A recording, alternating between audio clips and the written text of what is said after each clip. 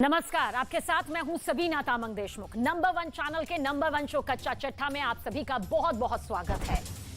Zelensky इस वक्त अपनी जिंदगी की सबसे कठिन लड़ाई लड़ रहे हैं। एक तरफ बखमुत को रौंदने के लिए रूस के टैंक तैयार हैं, तो दूसरी तरफ यूक्रेन के सैनिकों के हाथ में सिर्फ एक मशीन गन है। फिर भी यूक्रेन डटा हुआ है, टिका हुआ है, लेकिन सिर्फ जुनून से जंग नहीं जीती जाती। आखिर क्या हो रहा है बखमुत में, वो शहर जो वैगनर ग्रुप के आतंक से खाली हो चुका है? यूक्रेन के इस सबसे खूनी फ्रंट का पूरा कच्चा चिट्ठा देखिए हमारी स्पेशल रिपोर्ट के जरिए।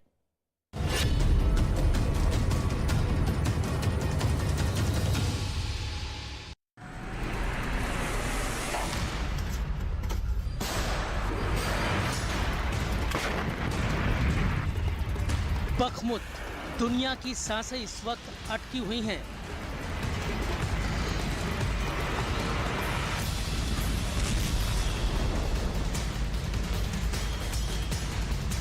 बखमुत यूक्रेन के अंदर जंग का वो मैदान है जिसको जीतने के लिए ज़ेलेंस्की ने पूरी दुनिया से टैंकों की भीख मांगी है।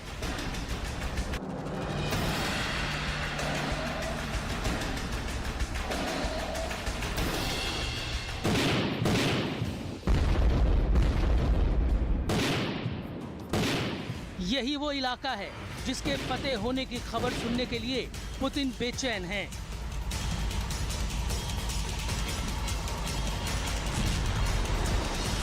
यूक्रेन का यही वो शहर है जिसको पुतिन दुनिया में एक बहुत बड़ी विजय के तौर पर पेश करना चाहते हैं।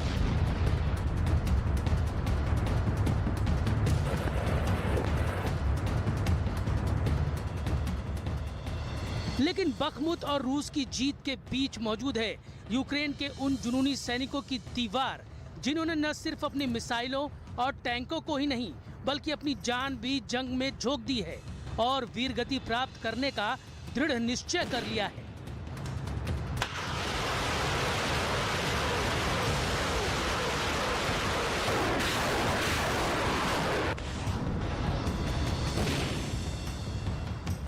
ज़ेलेंस्की पर बहुत भारी दबाव है क्योंकि बखमुत अगर यूक्रेन के हाथ से निकल गया तो अमेरिका से लेकर यूरोप तक पुतिन के दुश्मनों की हिम्मत टूट जाएगी। आखिर क्या है बखमुत शहर की स्ट्रेटेजिक इंपॉर्टेंस और क्यों पुतिन की सेना, वैगनर ग्रुप और डोनेत्स्क के विद्रोही लड़ाकों ने 220 दिनों से बखमुत को खून से लाल कर रखा है, सब कुछ आपको बताएंगे। साथ ही बात करेंगे पुतिन के उस नए प्लान की जिसके मुताबिक वो सर्दी खत्म होने से पहले ही यूक्रेन की आर्मी को अपने हैवीवेट आर्मी पावर से बुलडोज कर देना चाहते हैं। लेकिन सबसे पहले बात होगी बखमुत की। बखमुत इस वक्त रूस के खूंखार वैगनर ग्रुप के क्रूर लड़ाकों के डर से दहल रहा है। यकीन करना मुश्किल नहीं है अगर आप इन तस्वीरों को देखेंगे जो पूरी दुनिया में सोशल मीडिया पर ट्रेंड कर रही हैं। दावा किया जा रहा है कि रूस के वैगनर लड़ाकों ने सीक्रेट लोकेशंस पर छुपे यूक्रेन के सैनिकों को मशीन गन से फायरिंग कर छलनी कर दिया है।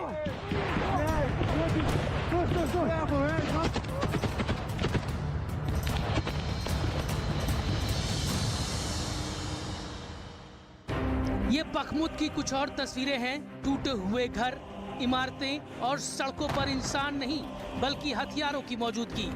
बखमुत के बेहद खतरनाक बैटल ग्राउंड में लाशें गिर रही हैं। ये यूक्रेन का दूसरा मारियुपोल साबित होने जा रहा है।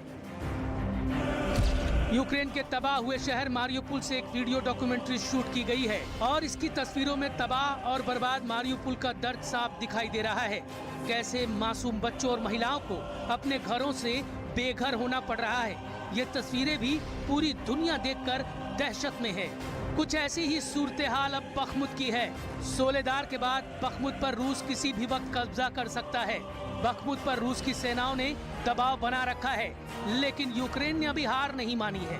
अब बखमुत पर रूस का फाइनल अटैक करने की तैयारी है, ठीक वैसे ही जैसे सोलेदार में 24 घंटे के अंदर ही 91 बार पुतिन की आर्मी ने जमीन, आकाश और समंदर से भयंकर हमले किए थे।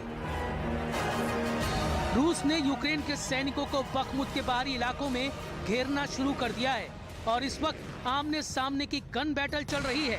साथ ही रूस अपने फौलादी टैंकों के साथ आगे बढ़ रहा है और दूसरी तरफ जेलेंस्की के पास टैंक ही नहीं है, वो दुनिया से टैंकों की भीख मांग रहे हैं। बखमुत पर दबाव बनाने के लिए रूस एक और दांव आजमा रहा है।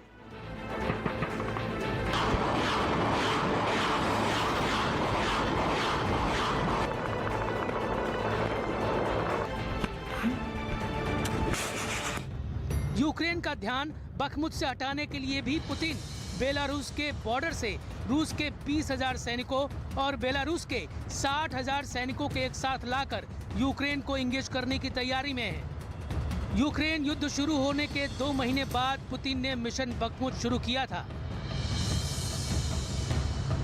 रूस ने बखमुत पर हमला मई 2022 में शुरू किया था, लेकिन यहाँ रूस का सबसे बड़ा अटैक 1 अगस्त को हुआ। बखमुत में रूस के हमले का नेतृत्व खूंखार वैगनर ग्रुप कर रहा है। डोनेट्स्क और लुहांस्क की अलगाववादी राज्यों की सेनाएं भी वैगनर का सपोर्ट कर रही हैं। रूस ने नए भर्ती किए जवानों को बखमुत की जंग में भेजा है। 9 दिसंबर को जेलेंस्की ने दावा किया था कि रूस ने बखमुत को नष्ट कर दिया है। 16 जनवरी को रूस की आर्मी ने सोलेदार पर कब्जा कर लिया, जो बखमुत के करीब 15 किलोमीटर दूर है। और अब बखमुत में निर्णायक लड़ाई छिड़ गई है। पुतिन का बयान है कि जीत रूस की सेनाओं की ही होगी। Это мужество и героизм наших бойцов в рамках специальной военной операции и на линии фронта. И, конечно, работа оборонно-промышленного комплекса, таких предприятий, как ваше, и таких людей, как вы. रूस के खौफ का आलम ये है कि 70,000 की आबादी वाले बखमुत में अब सिर्फ 2,000 लोग बचे हैं, जो या तो घायल हैं, बूढ़े हैं या जिनके पास भागने का कोई जरिया नहीं है। इसके साथ ही रूस की सेना ने खेरसोन, जापोरिजिया, निप्रोपेट्रोव्स्क और माइकोलाइव ओब्लास्ट में यूक्रेन की सभी सप्लाई लाइंस पर हमले जारी रखे हैं।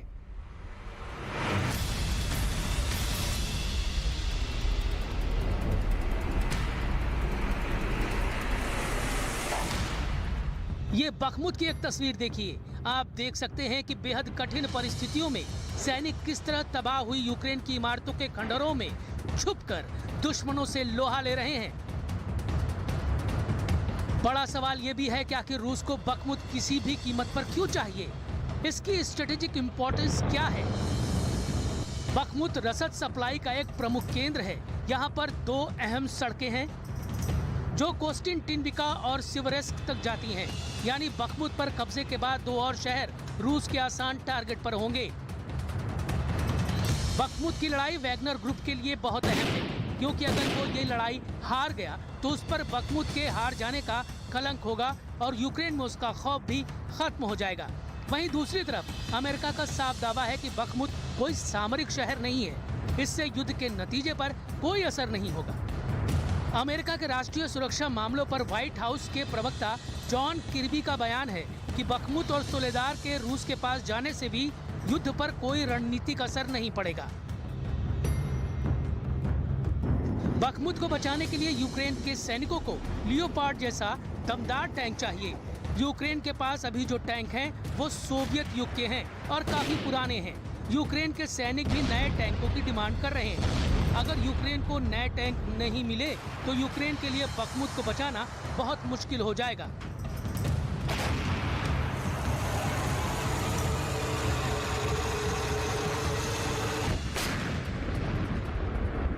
Для нього як-не-як елементарний птур, який використовувався ще в далеких роках. Це така серйозна небезпека. बखमुत की जंग लड़ रहे यूक्रेन के इन सैनिकों को लगता है कि अगर उनको लियोपार्ड और चैलेंजर जैसे टैंक मिलेंगे तो उनका हौसला बढ़ेगा।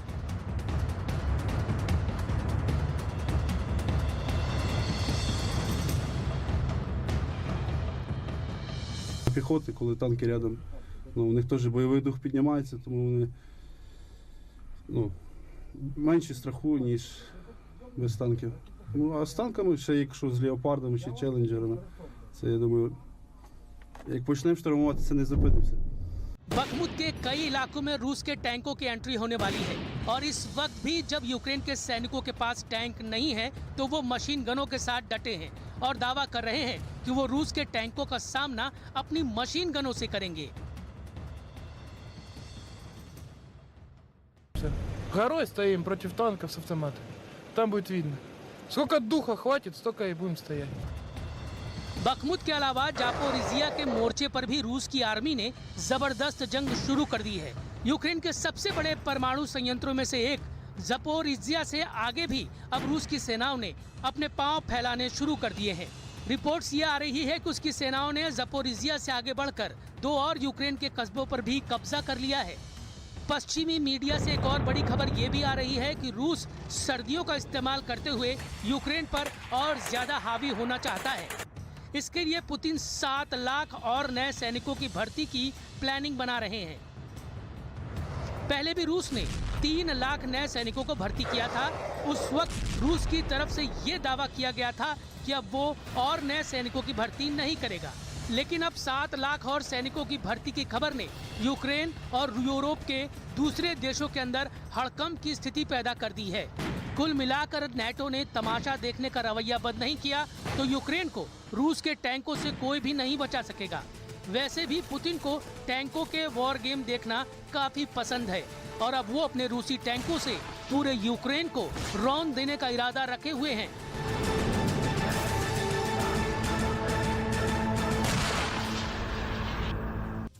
व्लादिमीर पुतिन अब खुलकर हमला करेंगे। इसका खतरा ज़ेलेंस्की को अब बहुत ज्यादा है, लेकिन यूक्रेन की सुरक्षा की गारंटी लेने वाले नेटो ने अचानक ज़ेलेंस्की को खुश होने की वजह दे दी।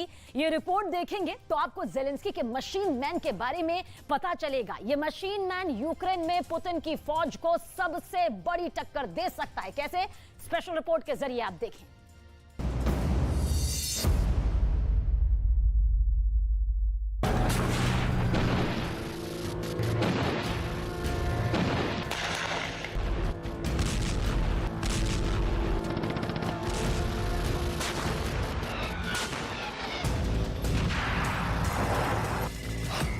क्या पुतिन की खुफिया एजेंसी ने लेटर बम की साजिश रची?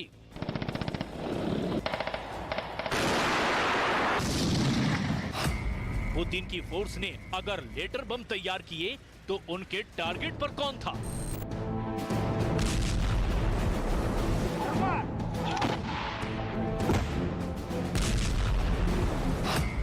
नवंबर और दिसंबर में ऐसे 6 बम जो चिट्ठियों की शक्ल में भेजे गए थे, उससे पूरा यूरोप हिल गया था।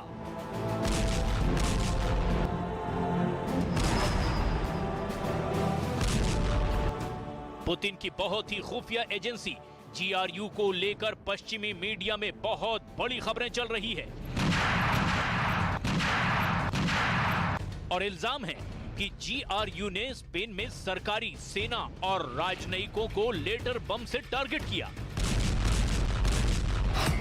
ऐसे 6 लेटर बम अलग अलग टारगेट पर भेजे गए।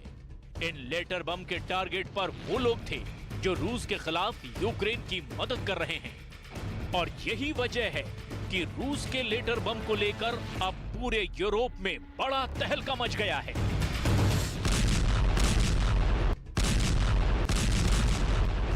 लेकिन इस पर रूस की खामोशी वाला रिएक्शन बहुत ही खतरनाक सिग्नल भी दे रहा है। हालांकि इस वक्त यूक्रेन के एक वीडियो ने मॉस्को में सभी टैंक कमांडर्स के होश उड़ा दिए हैं। देखिए पुतिन की एक बख्तरबंद गाड़ी कैसे ज़ेलेंस्की के इलाके में फंस गई। चारों तरफ बर्फ ही बर्फ और आसपास ज़ेलेंस्की के ऐसे फौजी दस्ते जो टैंक हंटर के नाम से बदनाम हैं। ये है रूस की बख्तरबंद गाड़ी BMP, जिसमें सैनिक भी सवार होते हैं और इसी में सुरक्षित रहकर वो तोप गोलों के बीच फ्रंट में आगे पहुंचते हैं।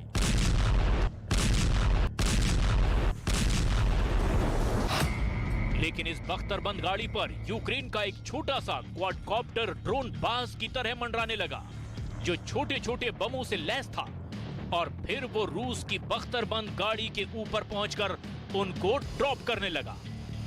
पहला बम, दूसरा बम, तीसरा, चौथा अटैक, पांचवा बम, छठा अटैक और फिर 7वां धमाका भी हुआ। इसके बाद रूस की बख्तरबंद गाड़ी के अगले हिस्से यानी ड्राइवर वाली सीट की तरफ से धुआं निकलने लगा। ये यूक्रेन की इंडिपेंडेंट प्रेसिडेंशियल ब्रिगेड का हमला है जो 19 जनवरी को किया गया।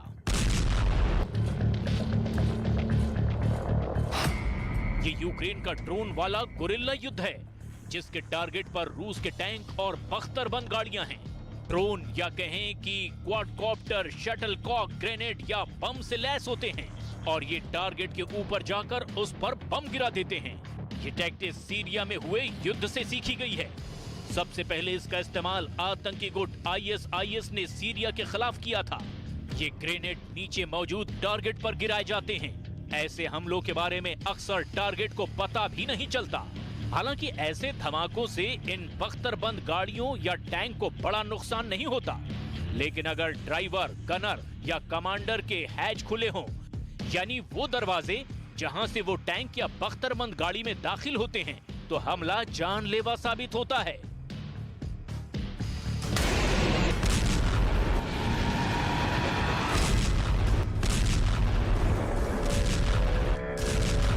ऐसे में सवाल ये है कि क्या रूस के सैनिक अपने हैच खोलकर ऑपरेट कर रहे हैं? कोई सेना वॉर जोन में ऐसी बेवकूफी नहीं करता। इसीलिए ज़ेलेंस्की की फौज पर ऐसे वीडियो बनाकर प्रोपेगेंडा का भी इल्जाम लगता रहा है, क्योंकि ऐसे वीडियो फर्जी भी हो सकते हैं जो ऐसी बख्तरबंद गाड़ी को लेकर बनाए गए हों जिस पर यूक्रेन का पहले से कब्जा हो।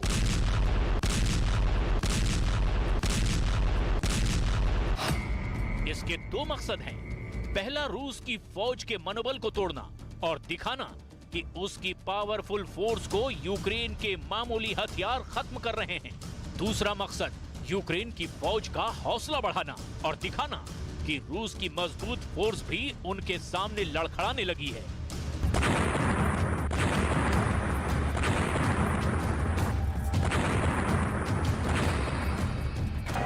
अभी सवाल ये है कि यूक्रेन के युद्ध में आखिर चल क्या रहा है। टैंक और बख्तरबंद गाड़ियों वाली ताकत को लेकर हालचाल क्या है? तो इसे लेकर दावे अलग अलग हैं, लेकिन सबसे ज्यादा चर्चा में है जर्मनी का लेपर्ड टैंक। इसमें सबसे बड़ी खबर ये है कि अगर पोलैंड यूक्रेन को लेपर्ड टैंक देता है तो जर्मनी को ऐतराज नहीं होगा। पोलैंड के प्रधानमंत्री ने कहा था कि वो यूक्रेन को 14 लेपर्ड टैंक देना चाहते हैं अगर जर्मनी इसकी इजाजत देता है तो, यानी 14 टैंक ही सही। लेकिन ज़ेलेंस्की के लिए ये गुड न्यूज है, क्योंकि इससे पहले तो उन्होंने जर्मनी के लेपर्ड टैंक को लेकर उम्मीद ही छोड़ दी थी और अब यही टैंक ज़ेलेंस्की को मिल सकता है। बहुत फुर्तीला, बहुत घातक हमला, ऐसा कि टारगेट को हिलने का मौका तक ना मिले। वहीं ब्रिटेन से भी चैलेंजर टैंक को लेकर ज़ेलेंस्की के पास अच्छी खबर है। ज़ेलेंस्की की डिमांड लिस्ट में ये टैंक इतना ऊपर है कि ब्रिटेन ने करीब करीब उस पर मुहर ही लगा दी है। लेकिन टैंक को लेकर ज़ेलेंस्की की डिमांड ऐसी है, चाहे वो ब्रिटेन हो या जर्मनी, नेटो को लेकर ज़ेलेंस्की की टैंक वाली ख्वाहिश बहुत बढ़ने लगी है। और यही वजह है कि ज़ेलेंस्की 10-20 टैंक अब नहीं चाहते। उनकी चाहत पूरे 300 टैंक की है। ज़ेलेंस्की चाहते हैं कि रूस से लड़ने के लिए नेटो उन्हें 300 टैंक की डिलीवरी जल्द से जल्द करे, क्योंकि डॉनबास का मोर्चा सिर्फ और सिर्फ टैंक ही जिता सकता है। और यही वजह है कि ज़ेलेंस्की ने 2 टैंकों पर अपनी नजरें गड़ाई हुई है। पहला है ब्रिटेन का चैलेंजर टैंक और दूसरा है जर्मनी का लेपर्ड टैंक। यूक्रेन के रक्षा मंत्रालय का दावा है कि इस युद्ध में रूस के 3000 से भी ज्यादा टैंक खत्म किए जा चुके हैं। इस आंकड़े को देखकर नेटो इतना खुश हुआ है कि अमेरिका से लेकर ब्रिटेन और फ्रांस से लेकर जर्मनी, सबको लगा कि अब तो रूस की टैंक पावर को चैलेंज किया जा सकता है। और यही वजह है कि इन देशों ने यूक्रेन के लिए अपनी बख्तर वाली पावर के दरवाजे खोल दिए हैं। हालांकि यूक्रेन को कौन सा टैंक दिया जाएगा, इसे लेकर अभी बड़ा या फिर यूं कहें कि फाइनल फैसला नहीं लिया गया है, लेकिन ज़ेलेंस्की को उम्मीद है कि दोनों देशों से उन्हें टैंक सप्लाई किए जा सकते हैं।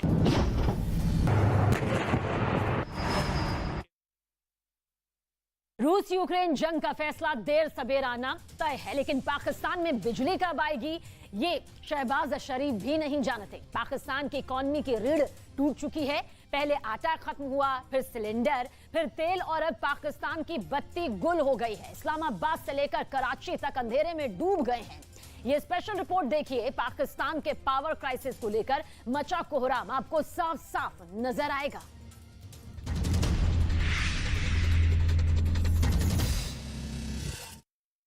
Welcome back to Purana Pakistan.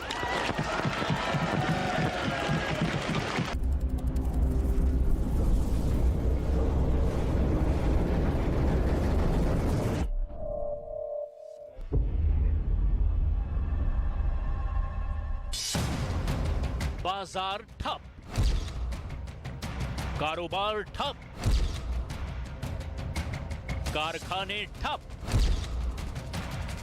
रोजगार ठप, ट्रेन ठप, जहाज ठप, बस ठप, बत्ती ठप, सरकार ठप, पाकिस्तान ठप। बिजली का मुल्कगीर ब्रेकडाउन। इस्लामाबाद, लाहौर, कराची, पेशावर, कोयटा समेत तमाम छोटे बड़े शहरों में बिजली की फराहमी बंद। मुल्क भर में बिजली का बड़ा ब्रेकडाउन है। फनी खराबी के बायस ट्रांसमिशन लाइनें ट्रिप कर गईं। बिजली का बड़ा ब्रेकडाउन। पंजाब सिंध के बेशतर अजला, बलूचिस्तान में बिजली का मुकम्मल तातुल। कराची में कोहराम मचा है। लाहौर में गुस्से की आग लहर रही है। इस्लामाबाद में जिंदगी काली कोठरी में कैद कर दी गई है। पेशावर में पस्त जनता सड़क पर संग्राम छेड़ रही है। पूरा पाकिस्तान इस वक्त पतीले की तरह चूल्हे पर चढ़ा है। इस पतीले में पाकिस्तान की आवाम को उबाला जा रहा है। Welcome back to Purana Pakistan.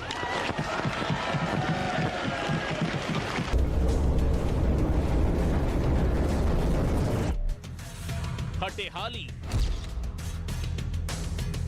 तंगहाली, गरीबी, जिहालत, बाढ़, भ्रष्ट हुक्मरान, नाकाम सरकार, बदनाम आर्मी।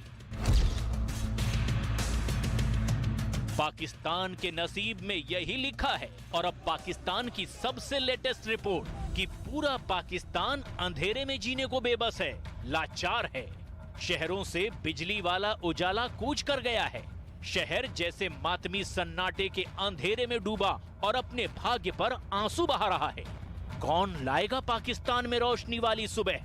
पाकिस्तान की आवाम के दर्द की दास्तां आपको दिखाएंगे, लेकिन उससे पहले घोर अंधेरे में डूबे पाकिस्तान की बिजली के द एंड वाली डिटेल देख लीजिए।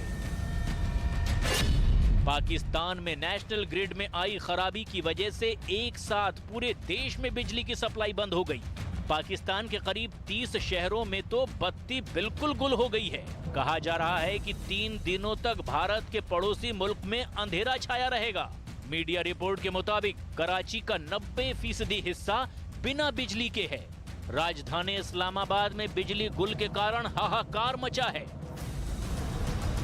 पाकिस्तान का ये अंधेरा अभी छटने वाला नहीं है और थोड़ी देर के लिए छट भी गया तो एक और बड़ा अंधेरा है जो पाकिस्तान को लील रहा है, क्योंकि इस मुल्क के सिर्फ एक अंग में ही हुक्मरानों ने जख्म पैदा नहीं किए हैं, बल्कि पूरा पाकिस्तान सरकार और आर्मी की नाकामी से जख्मों से छलनी है। बत्ती गुल पर शहबाज शरीफ सरकार की दलील भी जरा सुनिए।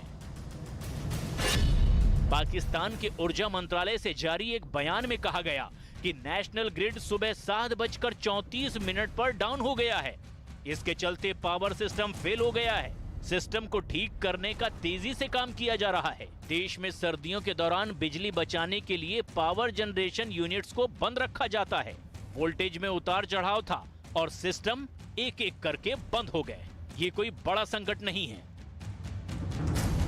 यही संकट तो नहीं दिख रहा पाकिस्तान की शहबाज शरीफ सरकार को। वैसे आम आदमी के संकट को देखने और समझने की पाकिस्तान में रवायत भी नहीं रही है। जो भी सरकारें आई, मादरे वतन के लिए कुछ करने की जगह अपनी जेब मोटी करती रही और जनता का दाना छीन खुद अपना कभी नहीं भरने वाला पेट भरती रही।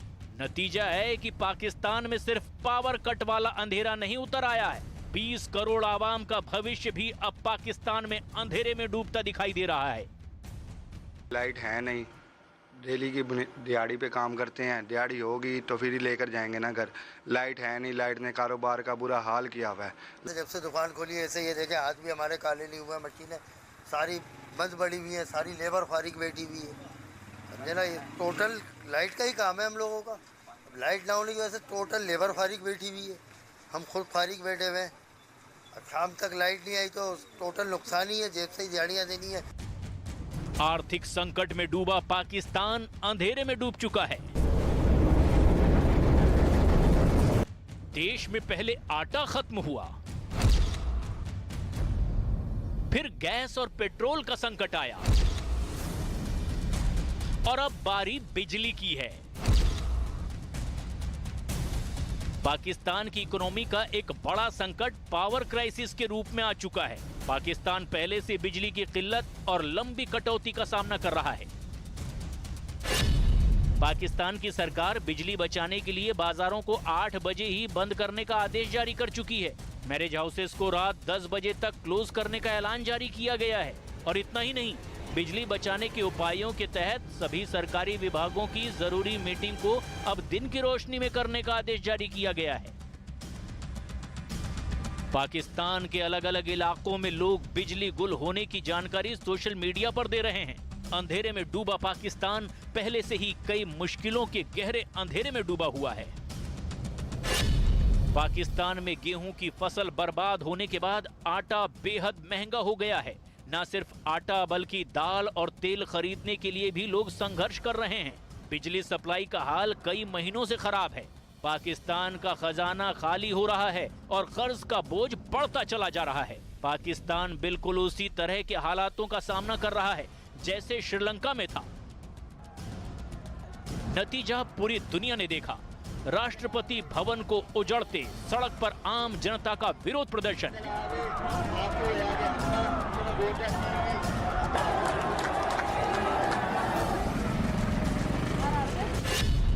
एक रिपोर्ट के मुताबिक पाकिस्तान की कुल पावर सप्लाई की क्षमता है 28,200 मेगावाट। वर्तमान में सप्लाई की क्षमता है 21,200 मेगावाट, यानी करीब 7,000 मेगावाट कम पावर सप्लाई होती है। तो बिजली वाली आफत तो बनी ही रहनी है। पाकिस्तान के पास इसे दूर करने के लिए ना हिम्मत बची है ना पैसा। पाकिस्तान में एनर्जी सेक्टर की कैपेसिटी की डिटेल भी देख लीजिए। हाइड्रो पावर से 4,635 मेगावाट, सरकारी थर्मल पावर प्लांट से 1,060 मेगावाट, स्वतंत्र पावर प्रोड्यूसर से 9,677 मेगावाट। इस आंकड़े की हकीकत यह है कि पाकिस्तान में ब्लैकआउट रोजमर्रा की घटना बन गई है। कई शहर रात रात भर वीरानगी में डूबे रहते हैं। पाकिस्तान की सरकार ने इस बिजली किल्लत से जूझने के लिए आधे मन से कई कदम भी उठाए, लेकिन उनका नतीजा भी ढाक के 3 पात ही रहा।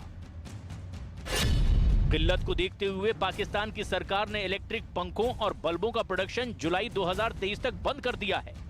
पाकिस्तान की सरकार का मानना है कि इन उपायों से लगभग $273 मिलियन या 62 अरब पाकिस्तानी रुपये ऊर्जा आयात में बचत कर पाएंगे। बचत की बात बेमानी है, क्योंकि सुरसा की तरह मुंह बाएं पाकिस्तान का कर्ज इतना बड़ा हो गया है कि उसे चुकाना फिलहाल तो पाकिस्तान के लिए मुश्किल ही नहीं, नामुमकिन है। बिजली की तरह खाने के भी लाले पड़े हैं। जितनी डिमांड है उतनी सप्लाई नहीं है। 1 किलो आटे की कीमत पाकिस्तान में 150 रुपए हो चुकी है। इस्लामाबाद में रोजाना गेहूं की खपत 20 किलो के 38,000 बैग्स की है, लेकिन यहां चल रहे 40 आटा मिलों में 21,000 बैग्स की ही सप्लाई हो पा रही है।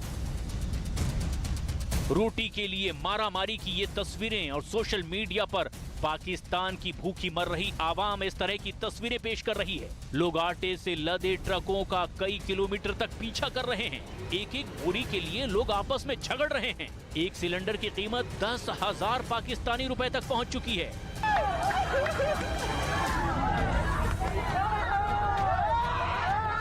साल दर साल पाकिस्तान का यही हाल रहा है।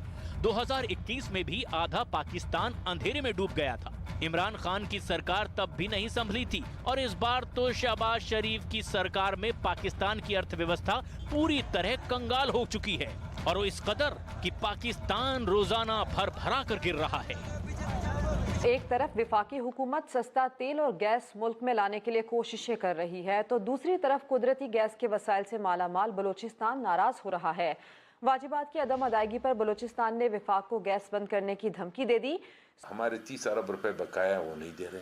सर, क्या बलूचिस्तान हुकूमत बलूचिस्तान से गैस की सप्लाई बंद कर सकती है?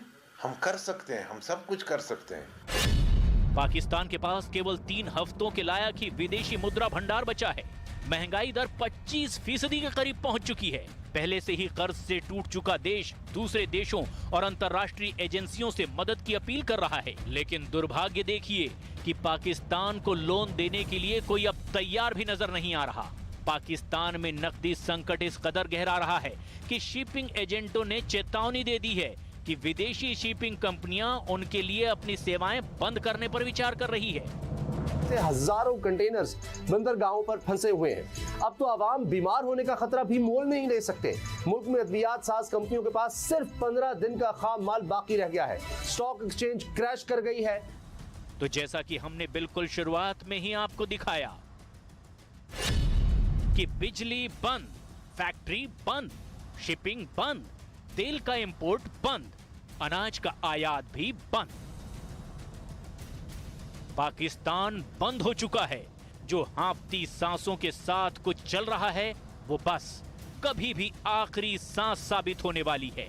सवाल ये है, क्या होगा पड़ोसी का? कौन उबारेगा पाकिस्तान को इस घोर संकट से? क्योंकि यहाँ तो घर को आग लग गई है घर के ही चिरागों से। सरकार जो कहती है वो करती नहीं, और इस बीच पाकिस्तान का शौक भी है जो उसे खाया जा रहा है। आपको जानकर ताज्जुब होगा कि जहां रोटी के लाले पड़े हैं वहां पाकिस्तान के लोगों ने कंगाली के बीच 6 महीनों के दौरान महंगी कारों, अत्याधुनिक इलेक्ट्रिक वाहनों और उनके कलपुर्जों जैसी वस्तुओं के आयात पर 259 अरब रुपए खर्च किए हैं। अकेले दिसंबर 2020 में ही परिवहन क्षेत्र के लिए 14 करोड़ 7 लाख डॉलर का आयात किया गया, जिसमें 4 करोड़ 75 लाख डॉलर में कारों का आयात हुआ। भूतकाल की तस्वीर दुनिया देख चुकी है, वर्तमान की तस्वीर आपके सामने है, और भविष्य की तस्वीर क्या होगी? लग्जरी कारों के प्रति पाकिस्तान का उमड़ता शौक इसकी गवाही दे रहा है। लिहाजा ये समझना कोई रॉकेट साइंस नहीं कि पाकिस्तान में सिर्फ बत्ती गुल नहीं हुई है, पाकिस्तान का भविष्य भी अंधेरे में डूब गया है, जैसे इस रात की सुबह नहीं।